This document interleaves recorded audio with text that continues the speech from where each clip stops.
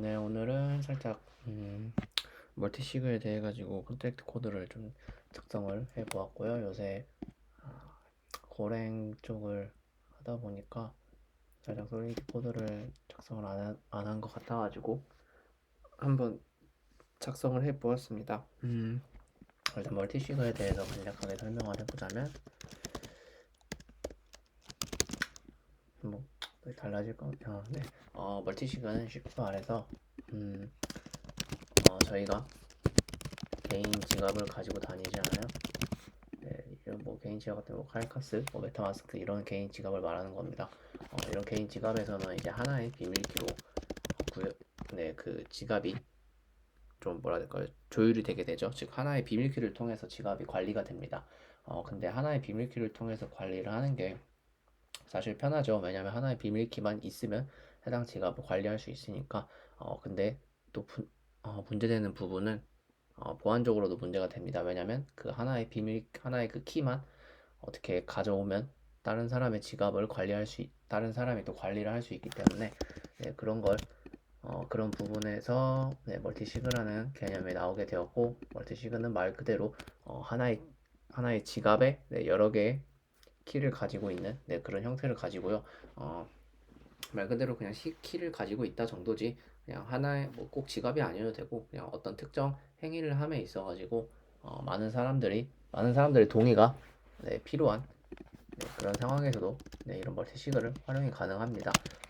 대개 이제 3명이서 관리를 하게 되면 네, 뭐, 네, 3명이서 관리를 하게 되면 2명이 동의를 해야 해당 행위가 발생을 한다. 아니면 4명이서 관리를 하게 되면 네, 3명에서 동의를 해야 해당 행위가 발생된다. 네, 이런 식으로도 구성이 가능하고, 이러한 부분에는 정답은 없고 이제 개발하는 부분에서 네, 원하는 범위를 정해가지고 하면 됩니다. 네, 멀티시그가 단순히 저 같은 경우에는 이제 트랜잭션을 처리하는 부분에 대해 가지고 멀티시그를 구현을 하였는데, 사실 이렇게 꼭 굳이 트랜잭션이 아니어도 그런 속기 말하는 뭐 다수결의 원칙 그런 거 있잖아요. 예를 들면 뭐가 있을까요? 공동 계좌 같은 거 하나 만들어 공동 계좌를 관리를 아니야 공동 계좌는 아니고 어쨌든 다수결이 필요한 네, 그런 부분에도 적용이 가능합니다. 코드를 조금만 수정해서 네, 일단은 먼저 코드를 작성하고 주석 처리를 해서 정리를 해 두었고요. 그리고 인터페이스 부분부터 한번 설명을 드리도록 하겠습니다. 인터페이스에서 일단 먼저 설명을 드려야 되는 부분은 이제 인덱스들입니다.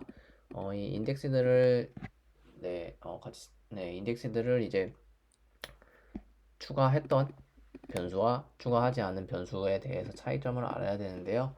사실 저도 이거를 이제 클라이언트 단에서 이벤트를 확인할 때 사용하기 위해서 인덱스들을 추가하는 건데, 제가 프로젝트를 구성할 때 이런 이벤트를 확인하는 프로젝트는 하지 않아가지고 어떻게 되는지 정확히 구성은 하지 못하지만 이론적으로 알고 있는 내용에 대해서 조금 적어 두었습니다.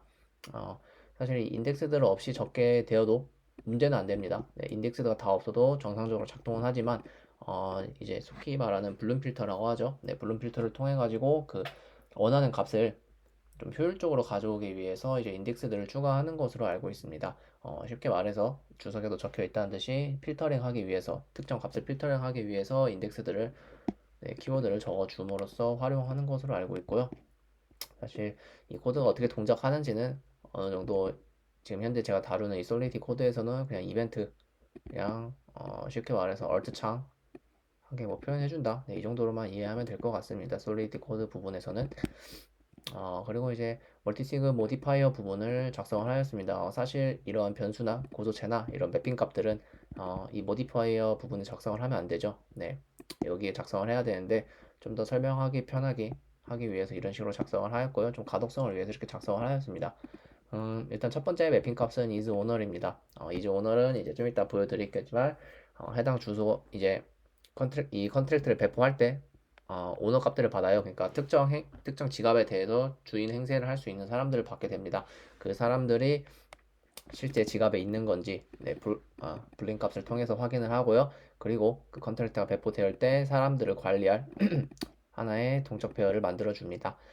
그리고 required 부분은 이거는 이제 그 모디파이어를 사용할 때 좀 더 부수적으로 설명을 드리도록 하겠고요. 이제 트랜잭션은 말 그대로 구도체 트랜잭션을 가지고 이제 어드레스 2는 특정 행위를 누구한테 할 건지를 네 이제 암시할 것이고, 이제 밸류 같은 경우에는 뭐 저 같은 경우는 단순히 이제 그 뭐라 해야 될까요? 토큰을 전송 이런 부분을 위해 가지고 밸류를 한 개 넣어 놓고요. 바이트 데이터 같은 경우에는 인코딩된 데이터를 받는 용도로 적어 두었습니다. 그리고 executed 같은 경우에는 해당 트랜잭션이 처리가 되었는지 처리가 안 되었는지를 확인하는 그런 변수가 되겠습니다. 트랜잭션 퍼블릭 트랜잭션 같은 경우에는 이제 제가 하나의 공동 공간 공동 공간을 이제 멀티 시그를 하겠습니다. 공동 공간을 한 개 만들었잖아요. 그런 공동 공간에서의 트랜잭션들을 관리하기 위한 변수가 되겠고요. 이제 업로드 같은 경우에는 이제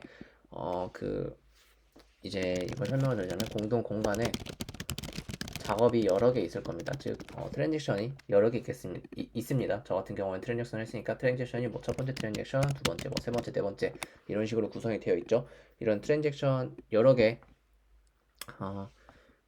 이런 여러 개의 트랜잭션 중에서 이 특정 뭐 첫 번째 트랜잭션은 어드레스와 불 이게 전송이 되었냐 안 되었냐 이런 걸 이제 그 해당 트랜잭션에 대해서 전송이 되었냐가 아니라 해당 트랜잭션에 대해서 이 사용자, 그러니까 특정 사용자는, 그러니까 이 오너 값들 중 하나겠죠. 그 주인들 한 명은 이 트랜잭션에 대해서 찬성을 하냐 안 하냐 이런 식으로 하기 위해서 사용하는 변수이고요. 이 모디파이어 같은 경우에는 좀 이따 설명을 하면서 또 추가적으로 설명을 드리겠습니다. 그리고 일단 컨스트럭터, 트랜잭션이 배포할 때 실행되는 함수죠. 함수라기보다 실행되는 코드죠. 그래서 이 트랜잭션에는 이제 특정 가상 공간에 그 가상 공간에서 활동할 이제 언어 값들을 넣어주게 됩니다. 언어 값들을 넣어주게 되고, 이제 이 required 부분은 이제 아까 후에 설명드린다 했었는데, 이 required 부분을 적어줌으로써 이제 이 사용자 중에서 몇 명이 찬성을 해야 해당 행동이 유발이 되게 되냐를 하는 것이고요. 이제 쉽게 예를 들으면서 이제 사용자가 언어 값들 이 4명이 들어오면 이 required 부분에서 이 4명 중에서 2명이 찬성을 해야 그 해당 행위가 허용이 된다를 기록하기 위해서 사용되는 변수 값들입니다. 이거는 그렇게 별다른 건 없고 단순히 이 매핑 값에 언어들을 집어넣는 행위를 하고 있습니다. 그리고 아까 말씀드린 것처럼 언어 값들을 관리하기 위해 이 부분에 푸시를 하고 있죠. 이렇게 여기까지 이 처음 배포가 끝나면 하나의 지갑, 즉 가상 공간에 그 사용자들이 설정이 끝납니다. 그리고 이 receive라는 함수는 저도 이거를 하면서 살짝 처음 사용을 해 보았는데, 이게 쉽게 말해가지고 이게 0.6 버전 이후로 이제 원래 fallback을 사용했었는데 0.6 버전 이후로 fallback과 이제 receive로 이렇게 나누어졌다고 합니다. fallback 같은 경우에는 이제 이더를 받고 그러니까 어떤 트랜잭션을 실행을 시켰는데 해당 트랜잭션에 대해 가지고 사용되는 함수가 없을 때 적용되는 함수고, 이제 리시브 같은 경우에는 이제 순수하게 이더를 받는 모든 행위에 대해 가지고 실행되게 됩니다. 그래서 저 같은 경우는 모든 그러니까 토큰을 받는 행위에 대해 가지고 그냥 단순히 이벤트를 출력하라는 것을 추가하였고요. 그 다음에 서브밋입니다. 서브밋은 말 그대로 이 가상의 공간에서 나는 어떤 행위를 할 거야를 말하는, 지정하는 그곳이 되겠고요. 쉽게 말해가지고 뭐 어떤 특정 사용자가 only 언어를 추가했으니까 only 언어는 해당 그 가상 공간에 참여자로 있는지 확인하는 모디파이어고요. 이제 서브밋을 통해 가지고 나는 뭐